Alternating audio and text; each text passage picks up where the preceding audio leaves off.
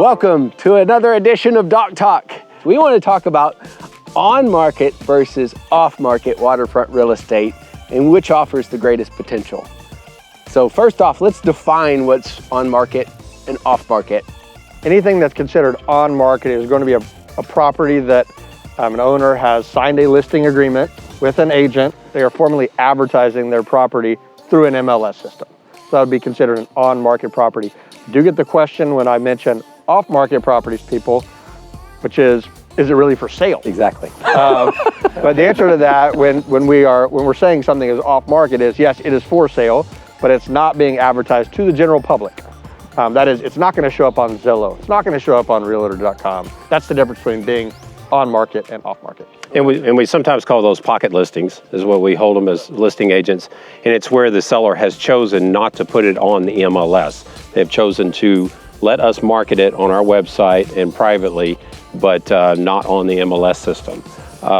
But you know, sometimes the advantages to it, sometimes so you don't accumulate days on market in the slow times of the year, seller will choose to do that and then wait till the hot season or when buyer action starts picking up to put it live in the MLS at that time. So those are advantages. And the advantages for a buyer is, of course, appraisal district may not find out what they paid for it if they purchase it. That's a huge benefit. I talk about that all the time. There's a property on this lake right behind us that I showed over the weekend, and the county has it assessed for half of what the market value is. And that is a difference in $45,000 a year in taxes. Exactly. It's not a guarantee that the county doesn't catch up, but if you do something off market and you can conceal the sales price, that can be a huge financial benefit for a buyer. We're getting a lot of potentials for the off markets or positives. So yes. Tell us, Austin Luxury Network. Yeah. What is that? So Austin Luxury Network is a private MLS. It's actually not part of any of the other major MLSs. And in fact, if you have a listing that you want to put on there, it can't be on another MLS. But it also has to be at least $1.5 million. So, we're looking at some, luxury homes. Yeah. And it's not just Austin, correct? I would say it's actually grown into like the central Texas market. I've seen some stuff in San Antonio. I've seen some stuff down here in New Braunfels. Yeah. See a ton of stuff in Highland Lakes. There's actually one on Lake Buchanan right now, yeah, which is really nice. And then a ton on Lake Austin and Lake Travis. Can the public see those listings? No.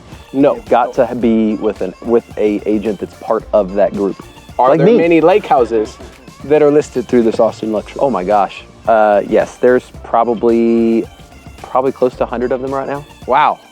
Each one of these guys gave a pro for the off-market opportunities. Obviously, if you're searching Zillow, you don't have access to it all. 20 to 30% of what we sell never hits the MLS. So if you're searching just Zillow, or you're using an out-of-town agent, part-time agent, a non-waterfront agent, if you're not using us, you're missing out on 20 to 30% of what you could actually purchase. So having access to off-market properties is very imperative if you want to find that perfect lake house. Tune in next time where we'll be on the dock where it's hopefully a little bit warmer.